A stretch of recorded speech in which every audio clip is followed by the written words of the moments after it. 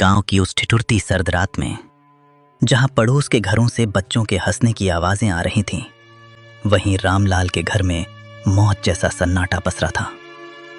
रामलाल, जिसने कभी बड़े बड़े भोज में राजाओं की तरह 56 भोग परोसे थे, आज अपनी ही बहू की जली हुई और सख्त रोटियां निगलने को मजबूर था। किस्मत का खेल देखिए, जिस हाथ ने सबको खिलाया, आज वही हाथ कांप रहे थे। थाली को पैर से जमीन पर घसीटते हुए, लो निगल लो इसे, सारा दिन खटिया तोड़ते हो, कम से कम ये जली रोटियां तो खा ही सकते हो। और सुन लो बुढ़े, कल सुबह सूरज निकलने से पहले आंगन चकाचक साफ मिलना चाहिए। मुफ्त की रोटियां तोड़ना बंद करो। तुम्हारी इस खांसी और मनहूसियत ने घर का सुकून छीन लिया है। तुझे अपनी हथेलियों पर छांव देकर बड़ा किया।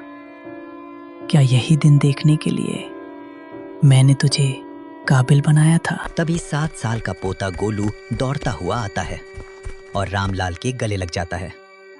उसकी आंखों में गुस्सा और दुख दोनों हैं। पापा, आप दादाजी को ऐसे क्यों बोल रहे हो?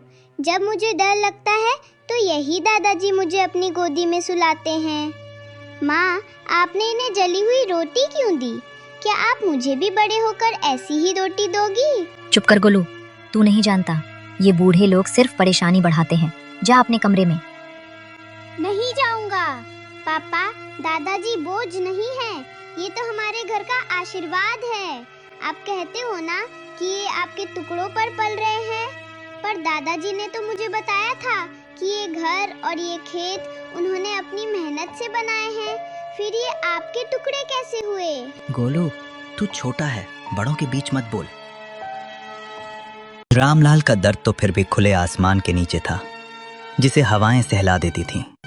पर नेकी राम की सिसकियां उन 4 दीवारों के पीछे दम तोड़ रही थीं, जिन्हें उसने खुद अपने पसीने से सींचा था। उसका बेटा पवन और बहू शीला ने उसे घर के पीछे एक ऐसे स्टोर रूम में फेंक दिया था, जहां कबाड़ और मकड़ी के जालों के सिवा कुछ न था। उस अंधेरी कोठरी में नेकी राम का वजूद भी उस पुराने सामान जैसा हो गया था, जिसे अब कोई छूना नहीं चाहता।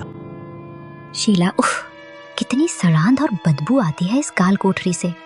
पवन, कल इस बुढ़े के बर्तन एकदम अलग कर देना। मेरे बच्चों को सख्त हिदायत है कि इनके हाथ का छुआ पानी भी ना पिएं, कहीं कोई बीमारी ना लग जाए। और हाँ, आज इन्हें रात का खाना मत देना, सजा मिलनी चाहिए इन्हें।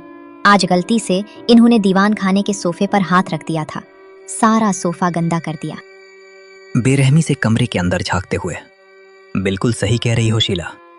पिताजी, आपकी वो पुरानी डायरी और वो टूटा हुआ चश्मा मैंने आज सुबह ही कूड़े के ढेर में फेंक दिया है। अब आपको पढ़ने लिखने की क्या जरूरत?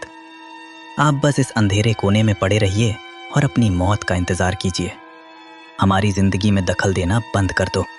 बेटा पवन, अपनी जवानी की एक एक पाई जोड़कर मैंने ये आलीशान घर बनाया था, ताकि तू और तेरे बच्चे सुकून से रह सकें।